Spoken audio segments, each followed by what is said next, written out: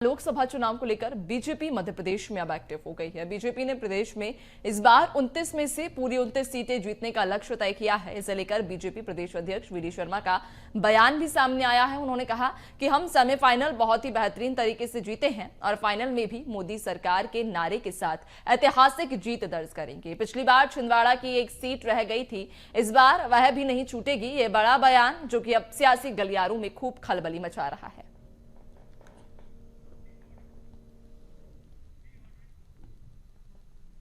मध्य प्रदेश के मन में मोदी और मोदी जी के मन में मध्य प्रदेश। माननीय प्रधानमंत्री नरेंद्र मोदी जी को जनता ने सेमीफाइनल में प्रचंड बहुमत से विजय दिलाई, 163 सीटें जीत करके और 49% के लगभग वोट से जो हमारा 51% का संकल्प था उसके लगभग हम पहुंचे। आगामी आने वाले 2024 के चुनाव में एक बार फिर मोदी सरकार इस नारे के साथ भारतीय जनता पार्टी चुनावी मैदान में उतरी है। इस बार हम 29 की 29 सीटें, केवल एक सीट हमारी छूटी थी छिंदवाड़ा, इस बार हम छिंदवाड़ा में भी विजय का परचम प्रधानमंत्री नरेंद्र मोदी जी के नेतृत्व में इतिहास बनाएंगे। तो ये बड़ा बयान आपने सुना प्रदेश अध्यक्ष वीडी शर्मा का, जिसके बाद से सियासी गलियारों में खलबली भी मची हुई है। और ज्यादा जानकारी लेंगे, चर्चा करेंगे, हमारे साथ सहयोगी प्रखर जुड़ चुके हैं। प्रखर, प्रदेश अध्यक्ष वीडी शर्मा का अभी हाल ही में बयान सुन रहे थे, जहां पर वो ये कह रहे हैं कि इस बार लोकसभा की सभी 29 की 29 सीटें बीजेपी के खाते में आएंगी।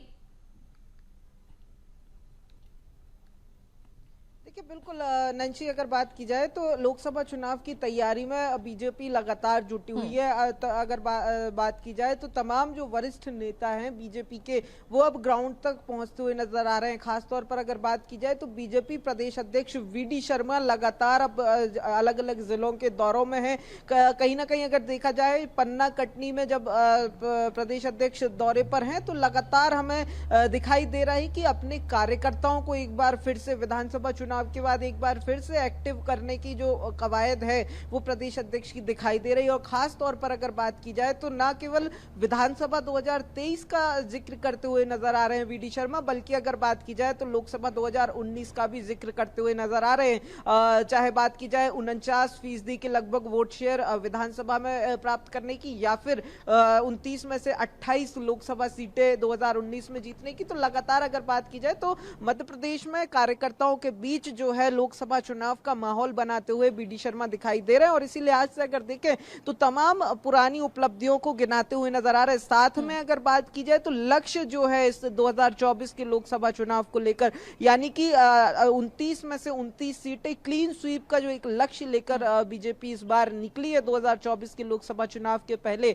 तो पूरी तरीके से अगर बात की जाए तो उस लक्ष्य को एक बार फिर से जो है अपने तमाम कार्यकर्ताओं के बीच में दोहराते हुए नजर आ रहे हैं। ताकि अगर बात की जाए तो कि अगर देखें तो जिस तरीके से विधानसभा 2023 का परिणाम आया है, ऐसे में कार्यकर्ताओं में लगातार खुशी और उत्साह का माहौल तो दिखाई दे रहा है। तो कहीं ना कहीं अब पार्टी में ये भी पार्टी अध्यक्ष की ये भी कहीं ना कहीं एक कवायद है कि वो 2023 का जो परिणाम है वो कहीं हावी ना हो जाए 2024 के जो चुनावी कैंपेन है, जो कवायदें हैं, जो कार्यकर्ताओं के जो कार्यकर्ताओं को मैनेजमेंट है उस पर कहीं ना कहीं वो 23 का जो परिणाम है वो हावी होता हुआ ना दिखाई दे। कार्यकर्ता एक बार फिर से पूरे जोश के साथ जो है मैदान में उतरते हुए दिखाई दे। चूंकि अगर बात की जाए ना केवल क्लीन स्वीप का लक्ष्य पार्टी ने रखा है, बल्कि अगर बात की जाए तो एक बार फिर से जो है 51% वोट परसेंट का भी लक्ष्य इस बार एक बार फिर से पार्टी ने रखा है। तो ऐसे में कहीं ना कहीं तमाम कार्यकर्ताओं को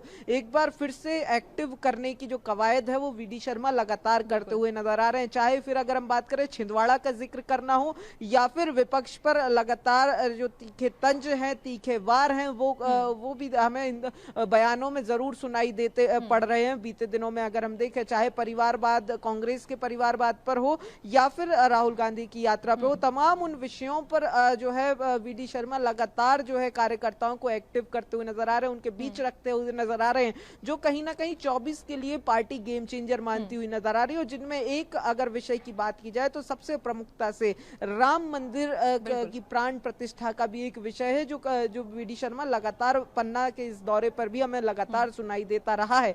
तो साफ तौर पर अगर कहा जाए तो सीधे सीधे जो 2024 के लिए कार्यकर्ताओं को जनता के बीच किस तरीके से जाना है, किन मुद्दों को लेकर जाना है, चूंकि अगर बात की जाए तो 24 का चुनाव बीजेपी के लिहाज से काफी अहम और खास हो जाता है, क्योंकि अगर बात की जाए तो तीसरी बार केंद्र में सरकार रिपीट करने के इरादे से तो बीजेपी उतरी ही है। साथ में अगर बात की जाए तो देश भर में 400 प्लस सीटों का लक्ष्य भी पार्टी ने रखा है। वहीं मध्य प्रदेश की अगर बात की जाए तो मध्य प्रदेश में इसलिए भी चुनाव अहम हो जाता है क्योंकि लगातार जिस तरीके से बीजेपी को सफलता लोकसभा चुनाव में मध्य प्रदेश में मिली है, पिछले 2 चुनावों के नतीजे अगर देखें तो 2014 में 29 में से 27 सीटें बीजेपी के ने अपने खाते में की थी। वहीं अगर बात की जाए तो 2019 में जिस समय कांग्रेस की सरकार मध्य प्रदेश में प्रदेश सरकार थी, उस समय भी अगर देखें तो नतीजे पूरी तरीके से बीजेपी के पक्ष में आए थे। 29 में से 28 सीटें जिस तरह से आपने भी 2 बार के नतीजे सामने रखे हैं कि 27 उसके बाद 28 सीटें बीजेपी ने जीती हैं, और इस बार जहां बीजेपी पूरी 29 की 29 सीटें जीतने का दावा कर रही है, हालांकि मुश्किल नहीं है बीजेपी के लिए, लेकिन एकमात्र सीट छिंदवाड़ा जो हमेशा से ही शुरुआती से ही हम देख पा रहे हैं कि कांग्रेस के पाले में रही है। अब ऐसे में चूंकि कांग्रेस की स्थिति मध्य प्रदेश में कोई अच्छी नहीं है, जग जाहिर ये बात है, और बीजेपी भी लगातार अपने संगठन को मजबूती देने के लिए लगातार काम कर रही है। क्या लगता है, पूरी 29 सीटें बीजेपी को अपने खाते में करना मुश्किल है या ये संभव है? देखिए, बिल्कुल अगर बात की जाए तो बीजेपी के लिहाज से अगर देखें तो जिस तरीके का बीजेपी का संगठन है, जिस तरीके से बीजेपी बूथ तक एक्टिव होती है, कहीं ना कहीं ये कहना बिल्कुल गलत होगा कि 29 का लक्ष्य पाया नहीं जा सकता। लेकिन अगर बात की जाए छिंदवाड़ा सीट की अगर बात की जाए तो छिंदवाड़ा पर लगातार हम विधानसभा चुनाव से ही लगातार देख रहे हैं बीजेपी ने अपनी जमीनी जमावट के साथ साथ अगर देखें तो तमाम केंद्रीय जो मंत्री रहे हैं, अमित शाह से लेकर तमाम जो कद्दावर केंद्र के नेता रहे हैं, प्रदेश के नेता रहे, वो छिंदवाड़ा पर जोर आजमाइश करने पहुंचे थे। लेकिन अगर बात की जाए तो छिंदवाड़ा जो है वो 40 साल से जो है कांग्रेस का गढ़ रहा है। कमलनाथ और उनके परिवार लगातार अगर बात की जाए तो खुद कमलनाथ वहां से कई बार चुनाव जीते हैं, उनकी जो पत्नी है वो वहां से चुनाव लड़ चुकी है। इस समय अगर बात की जाए तो उनके बेटे नकुलनाथ वहां से सांसद है। तो लगातार कांग्रेस का गढ़ बना दिखाई दिया है। विधानसभा चुनाव में भी देखें तो 7 सीटें छिंदवाड़ा में आती हैं विधानसभा की, 7 की 7 पर कांग्रेस का प्रदर्शन अगर देखा जाए तो छिंदवाड़ा के अंदर अगर बात की जाए तो पूरे प्रदेश से इतर होकर अगर छिंदवाड़ा का रिजल्ट रखकर देखें तो वो एक जो क्षेत्र है वो कांग्रेस के लिहाज से अच्छी खबर लाया था। ऐसे में बीजेपी के लिहाज से अगर देखें सीट मुश्किल जरूर है, लेकिन अगर जिस तरीके से बीजेपी का संगठन का स्ट्रक्चर देखे, संगठन का कामकाज देखे तो कहीं ना कहीं नामुमकिन वो सीट दिखाई नहीं देती। और इसीलिए बिल्कुल प्रखर, जिस तरह से पार्टी फिलहाल काम कर रही है, खासतौर पर अपने बूथ को लेकर, मजबूती को लेकर जिस तरह से पार्टी काम कर रही है, कहने में कोई कोताही नहीं बरती जाएगी कि 29 की 29 सीटें बीजेपी अपने पाले में कर ले। देखने वाली बात रहेगी हालांकि चुनाव के बाद क्या कुछ नतीजे आएंगे, उसके बाद ही स्थिति साफ होगी। बहुत शुक्रिया आपका जानकारी साझा करने के लिए।